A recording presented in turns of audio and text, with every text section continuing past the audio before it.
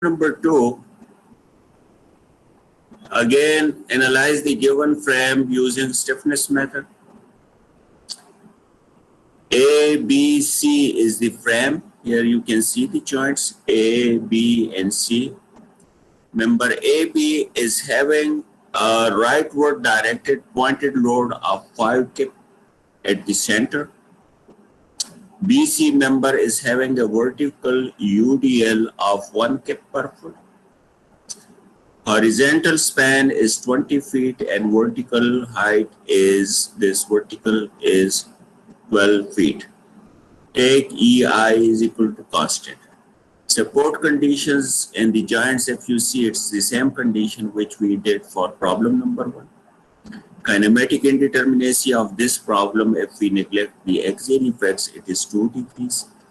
I'm not going in detail now. Why? Because we already discussed the same joint conditions problem in problem number 1.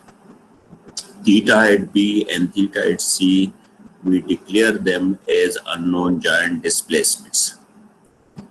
Quickly, if you want to draw, you can draw the sketch quickly, and then we go to the next slide.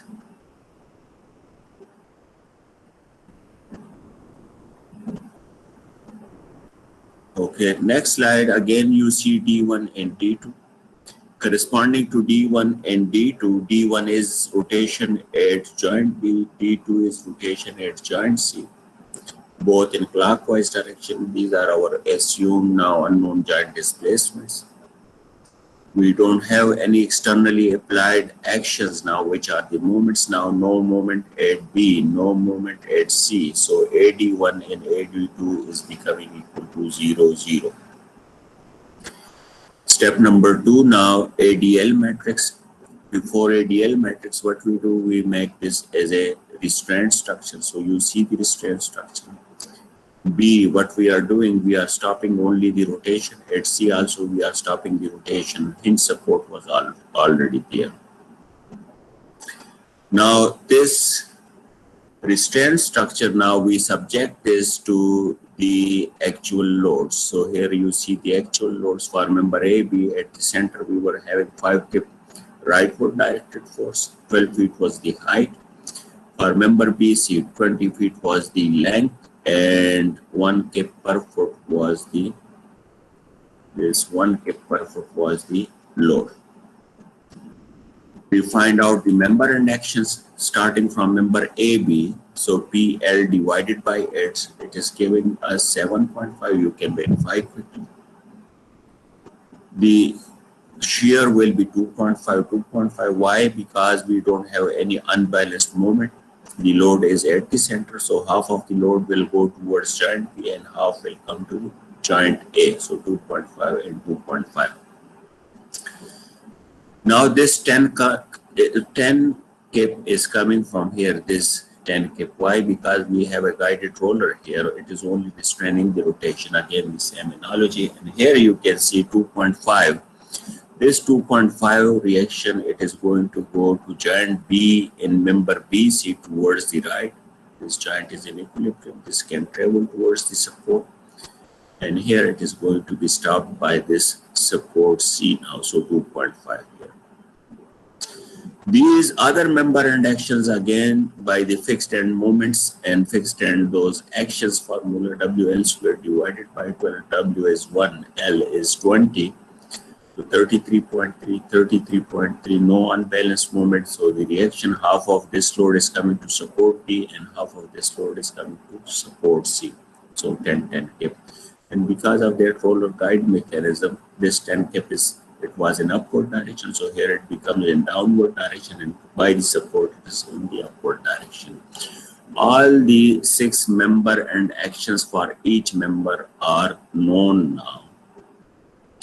Remember, this sketch you do very correctly and very nicely, because this is now the sketch from where you will be making your ADL matrix as well as your AML matrix also. Let's talk about the ADL matrix now. So at this one location where we assumed our clockwise rotation as our unknown, which was D1, we will be looking for the corresponding actions now. Now corresponding action at this B location to the rotation, we have moment. So it is clockwise 7.5 from here, and then minus 33.33 from here we have. So this is going to give us our ADL1. So this 25, it should not be 25. Let me grab my calculator. So this should be minus 33.33 and plus 7.5. This should be minus 25.83. Again and again, I'm trying to correct this value, but this is minus. So I'll go to this one, maybe this is 25.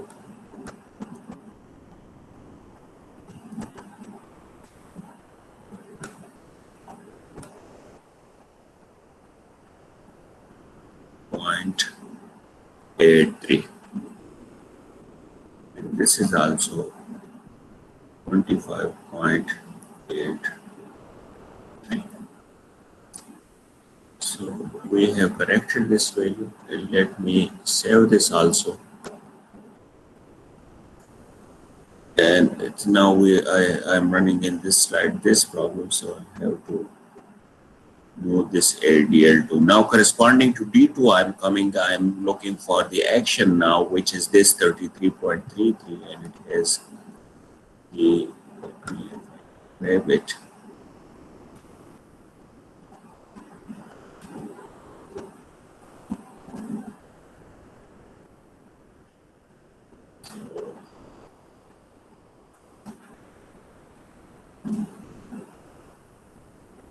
So this is now ADL2 corresponding to D2, and here we record this value 33.33. So ADL1 matrix and ADL2, we have now constructed this ADL matrix. Now we go after the stiffness matrix, which is exactly the same which we did for problem number 1 now, but the only difference is that here we have different sizes of members. So now going to this one, you can see now the comments what we will be doing. D1 we are putting equal to 1 and D2 is equal to 0, and first column of the stiffness matrix is generated S11 is equal to S11 and S21. Then next we apply D2 is equal to 1 and D1 is equal to 0 we are applying, and we compute the second column of the stiffness matrix, and here you can see this is now 1 of step 3. So at 1 we are applying clockwise rotation, clockwise action generated at the far end, clockwise movement from this member, 4EI over L, 2EI over L, and all these member and actions, and you can see now here, look clearly this 6EI over 12 square, which is 0.043. So for member AB it is leftward directed, for BC it will become rightward directed, and here it is going to be balanced by this giant C. So again it is leftward directed. Similarly here this reaction was downward, so for AB member it will become upward, and at A it will become downward. So here it is coming this point 0.15. You can see all the member and actions. Now S11 will become equal to 0.2 plus this 0.333 EI. So it will be 0.533 EI, and S21 will become equal to 0.1 EI. Here you see S11 contribution of the two members are coming. At for 2-1 we have only contribution of one member, and you see all those numbers now. This 2 or 12 is not going to be 0.1. This is actually, we need to make correction here. This is 2 over 20. So this is 0.1. So you know now how to make all these corrections and these things. So if there is something, you need to make corrections accordingly. So now We go to the next slide, generation of the second column of the stiffness matrix. V2 we are putting equal to 1. Here you can see again clockwise action generated, far and half of that the same direction. This is the balancing couple. This can move here because we are stopping only rotation here. This is how it is now coming here. Here horizontal we don't have, so horizontal will become 0 and all the member and actions now you see here. So from here we are going to complete our second column of the stiffness matrix, and remember second column of the AMD matrix also. The first column of the AMD matrix is going to be completed from this diagram. So now next now S1 2 will be 0.1 EI. This is not, well, again this is again a mistake.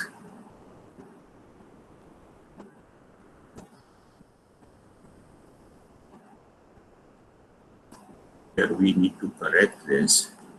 This is divided by 20.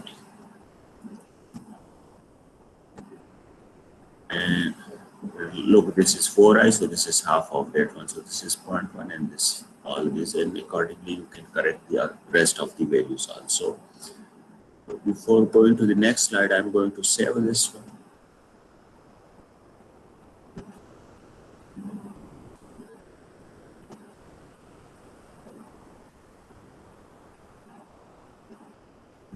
Okay, now this is now S1 2 is 0.1 and S2 is 0.2 now. So here now you see those numbers. Now stiffness matrix is generated, and here you see it. This is now the stiffness matrix. Next we go to the equilibrium equation. So this is the typical equilibrium equation. We plug in the values. The values are here now. And D1 and D2, they are becoming 87.93 and minus 210.61 times 1 over EI. D1, D2. Now, member by member, we go and find out the member and action. So here now you see, here look, it's your choice. Right word, I am taking the first now, AM1, AM2, AM3, AM4, AM5, AM6. This is now your base direction now. So AML will be accordingly and AMD values will be accordingly now. So now when we go to the AML, again you see this AB member. For AB member we are running these calculations. You see here AML, look, AML1, it is corresponding to this our AM. Now in previous, if you remember, the vertical we start now from the vertical followed by horizontal. It is your choice now. You have the flexibility. Here I'm taking start from the horizontal followed by the vertical, but then the rest of the values you will have to do accordingly. Now you cannot take this as a AML1. It has to be the corresponding value now, AML corresponding to AM1 now. Now this is from where we generated the ADL matrix. So AML1 is becoming minus 2.5, minus 2.5. Here you see AML2 is 10, so 10. Here you see AML3, this is opposite, so minus 7.5. So this is minus 7.5, right? AML4 is again minus 2.5. So here minus 2.5. AML5 is, it is minus 10, opposite to this one. So minus 10, and AML6, it is in the same direction. So plus 7.5, plus 7.5 you see. Then AMD first column. So here you see from where we generated the first column of the stiffness matrix. AMD 1 accordingly, where is the reference now? Reference is the AM values where you did the labeling. So AMD 1 is 0.042. AM21 is minus 0.015. AMD3 is plus 0.167.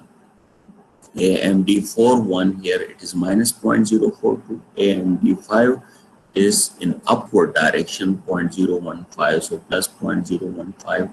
AMD61 it is 0.333 EI. Second column, it is going to be generated from here.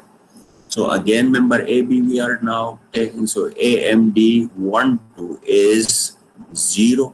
AMD22 is minus 0.015, AMD3T it is 0, AMD42 it is in the upward direction 0.015, AMD52 it is 0, and AMD62 it is 0. Now for this number, remember it is for BC, so we are not discussing at this stage BC. For member AB, MBA is equal to 0, so your AMD62 will become equal to 0.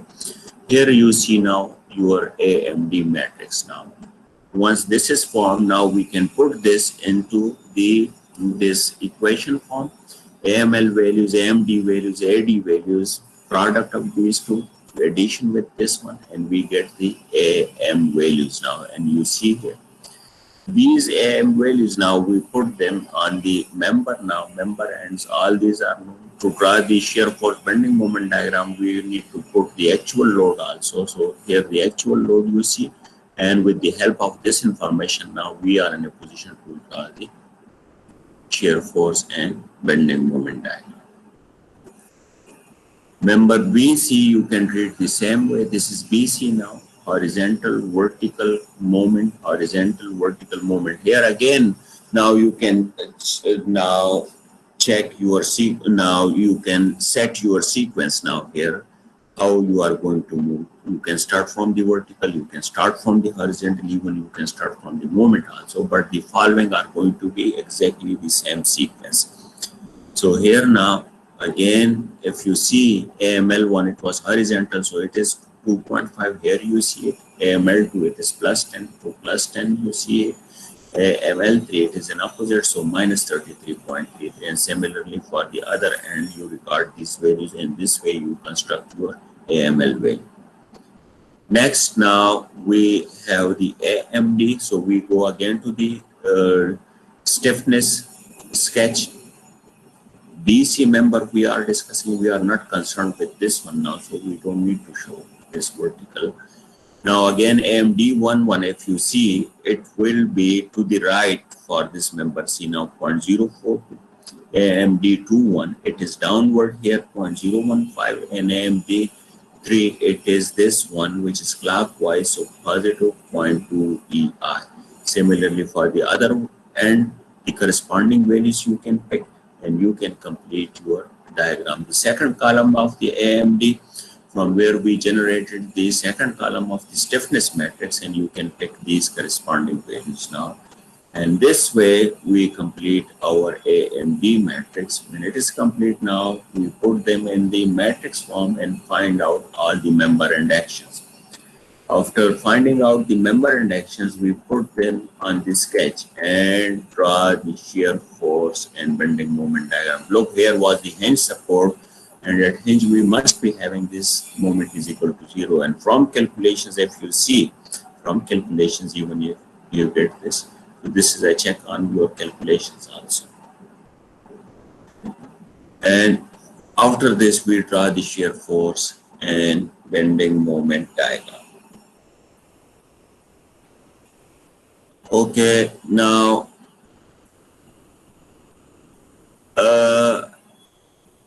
if you have any question now before going to problem number 3, you can ask me now question. Otherwise, I'll move to problem number 3.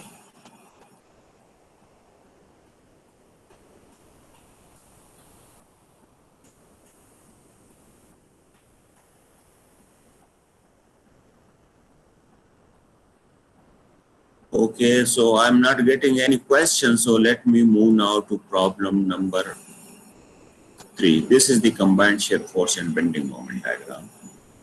Now let's solve this H frame now. This H frame, if you see,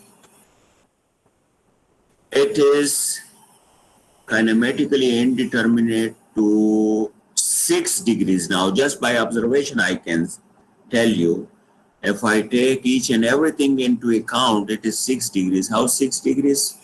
3 degrees from joint B and 3 degrees from joint E. But now if we ignore the axial effect, so it means vertical at this joint B, horizontal at this joint B, and vertical at this joint E, and horizontal at this joint E, we are ignoring. Means out of 6 now, we are taking out 4 more now because the axial effects are negligible. So 6 minus 4, this problem is reducing to 2 degrees indeterminate problem. And at the bottom now, here you see kinematic indeterminacy is equal to 2 degrees. This is when we neglect the axial effects. Take EI is equal to constant. Now, if you see it is a H kind of frame. Now, member heights 12 and 12. It's a two-story frame, so 12 feet height, and it's a one bay. Horizontal distance is 24 feet. Now, from here, now you should be having a feeling that the stiffness coefficient matrix is going to be 2 by 2 in our case because it is 2 degrees indeterminate. What are the unknowns now? Theta at B and theta at E unknowns. At joint B, if you see ADL matrix when we are making, so it will be having contribution from 3 members, from BC, from BA, and from BE. And when we construct the stiffness coefficient matrix, again it will be having contribution from 3 members, from member BC, BA, and BE. And similar is the case for joint E also, because their 3 members are connecting. So we should be expecting contributions from 3 members. In case of the LDL matrix, if you see AB is not going to have any end actions. Why? Because we don't have any lateral load applied there. No load, so no fixed end moment, no shear force. Similar is the case for member BC also. So in case of the ADL matrix, actually member BE will be contributing, and similarly for the joints E, we have the same condition. So now let's go and see where are our D1 and D2. So D1 rotation at B, I'm saying this is going to be in clockwise direction, and let's say it is D1. At joint E, this unknown is joint displacement, which is rotation at E, and we designate this by D2. Corresponding to D1 and D2, we don't have any externally applied moments. So AD1 and AD2, they are becoming equal to 0 and 0. D1 and D2, we declare them as our unknown. So our step number 1 is complete. Step number 2, now ADL matrix we are generating. As I said, now BC member, we don't have any fixed end moments. BA member, we don't have any fixed end moments. For BC member, we do have, and that is WL square divided by 12. So W is 2 kip per foot and L is 24 feet. So this is giving us 96. Similarly for joint 6, we have 96. Now for ADL1, we have a moment of 0. You should be looking at my cursor when I say 0. So this is 0, minus 96, and plus 0. So ADL1 is minus 96. This is how minus 96 is recorded. Now ADL2 corresponding to D2, now we have 0, plus 96, and plus 0. So plus 96, which is recorded here. This way we complete our ADL matrix. Next, the stiffness coefficient matrix. So corresponding to D1, we give a clockwise rotation and stop it at location 2. And we generate the first column of the stiffness matrix. Then it is followed by giving a clockwise rotation to joint 2, and we stop it at location 1, and second column of the stiffness matrix is generated, and here that scenario is shown. So what we are doing, D1 is equal to 1, D2 is equal to 0, and compute the value of S1, 1. So here at joint 1 now, corresponding to D1, we are applying a clockwise rotation. And clockwise rotation you can verify from here. From the deformed shape, if you draw a tangent, it is clockwise, theta is equal to 1, theta is equal to 1, you can see. Similarly, horizontal member, it is going to deflect this way. So again, clockwise rotation, you can see. This is when theta is equal to 1 is applied at B. This is going to be the deformed shape now. Corresponding end moments now here, 4EI for this horizontal movement, 4EI over L. Which one L? This 24 feet. So this is at the near end. Here at the near end, 4EI over 12. 12 was this height which is given here. So 4EI over 12, and here also 4EI over 12. If you see here now, S11 will be equal to this 4EI over 12 plus 4EI over 12 and plus 4EI over 24. So this will become your S11. Your S21 will become equal to 2EI over 24. This will become S21. Here we don't have any other moments and actions. So that's why this 2EI over 24 plus 0 and plus 0 we are taking. This is how we generate the. And for the other member and actions now, you can balance these unbalanced moments. So I'm not going into that detail anymore. Here you see we are applying a unit rotation, and this one we are keeping fixed. We repeat this now for the D2 now. So this here you can see, look at S11, we have contribution of all these three members, 4EI over 12, 4EI, and S21 was 2EI. And we record this S11 and S21. Next now we apply the same rotation now. Again you see clockwise, and here also clockwise. So this is the deformed shape now after giving a unit rotation at point E. So now this is the far end, this is the near end. Again 4EI, 2EI, 4EI, 2EI, 4EI, 2EI, you can see divided by L. And the balancing couple, rest of the these member and forces you can find out.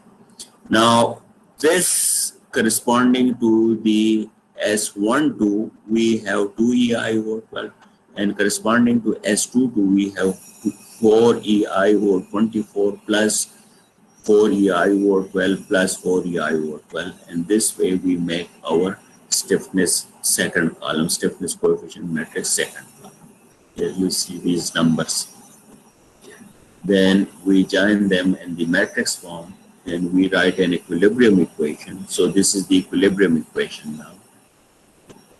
AD and ADL were known stiffness matrix. So finally we have D1 and D2 is equal to this one. Because of the symmetry now you see here, the rotations are also the same at the joints. And then we can find out the member and actions. So you need to verify now these member and actions. You go member by member and verify these values. This is going to be your home assignment, part of the home assignment. And after this, what we do, we draw the shear force and bending moment diagram. So again, this is going to be part of your home assignment. This is now very typical now. And we already have the background, enough discussion in the background. Going now to the last problem, which is this one now. If you want to make a note of this one, you write it down and quickly we run over this one also.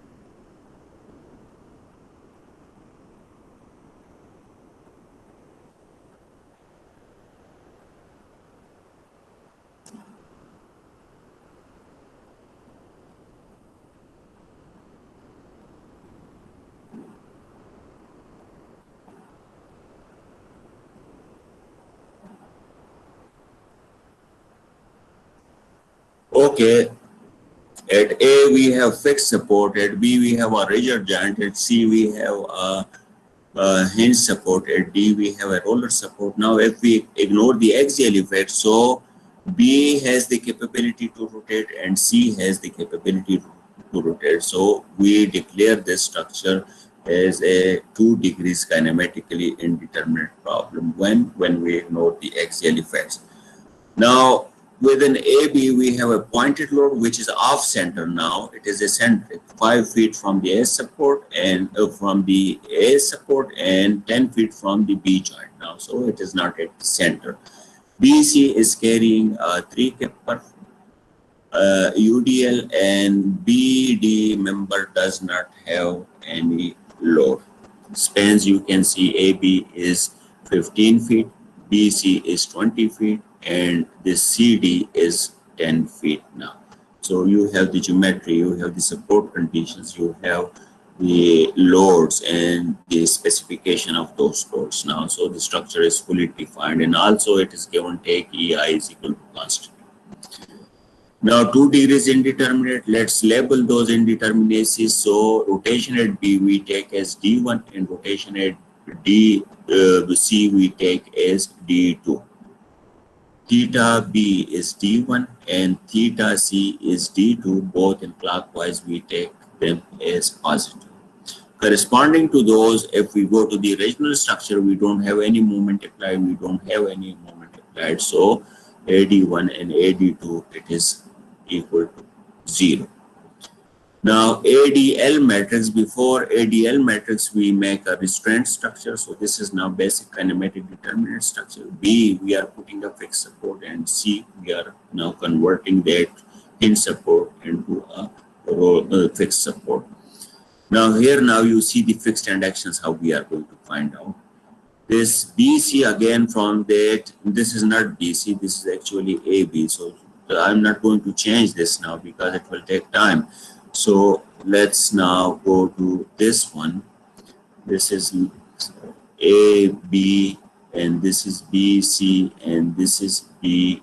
This is B and D. So this labeling is, let me go to the original. Look, this is A, B, C, D. So AB, BC and BD. Now we have that. Those levels were messed up. So now here now PAB square divided by L square and PBA square divided by L square, unbalanced moment and all those things. So from very basic equations you can find out these member and actions. Here this is simple WL square divided by 12, and here you can see all these member and forces. Now corresponding to D1 we have this plus 66.67 and minus 100. So this is how, and from here we have 0 now. The summation of all these three, if you see, it is coming minus 33.33, which is here.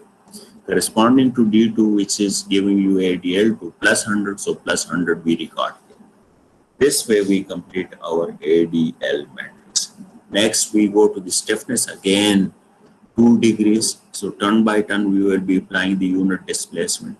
Now at joint B we have applied, here you see clockwise, clockwise, and this is also clockwise. These orange arrows, these are for the rotations. This is near end, so 4EI over L. This is 4EI over L, 4EI over L. For each L you will be taking corresponding one for that span.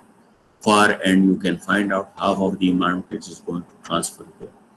S11 will be summation of this 0.267 plus 0.2 plus 0.4, which are written here.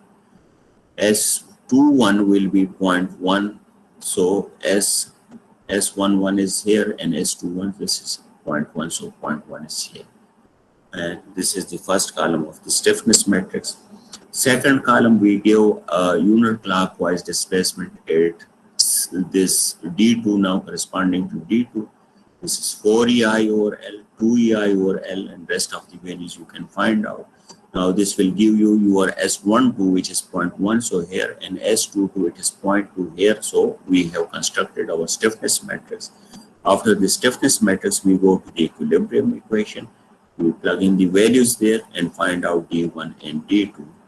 And rest, you need to find out the member and actions, support reactions, whatever is required, and you construct your shear force and bending moment diagram. So now this will be your assignment, and about the assignment always you can have a chat with the TA, Engineer Faisal Parvez. So question number 1 will be find the member and actions and draw the shear force and bending moment diagrams for the frames in problem 3 and 4. the H frame, and then whatever we did for this one, the other one, and analyze the frames given below using stiffness method. So this frame you will have to analyze. This will become your question number 2, and this is also another problem, assignment number 4A, this one. So class activities, and this you need to clarify with him. So up to here now we have it will be already posted. So now if you have any question, you can turn on your mics, you can refer to the slide and can start asking questions.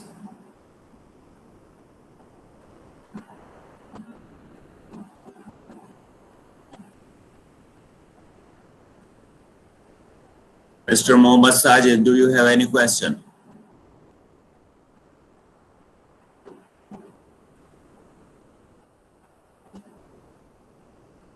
Muhammad Sajid?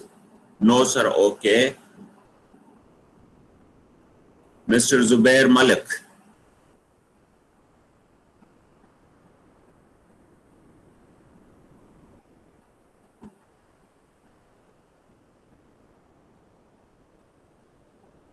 Mr. Zubair, are you there?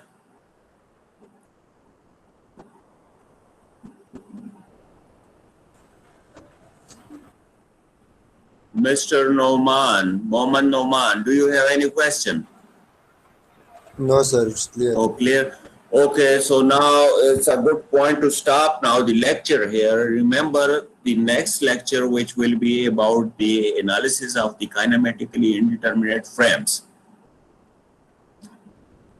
But that is going to be for the sway frames now, so we will involve the lateral displacement also. It will be a little bit complicated, but not complicated in any sense if you have this strong background of the beams and the no sway frames. If you have that with a strong background, you should not be feeling any difficulty in solving the side sway problems.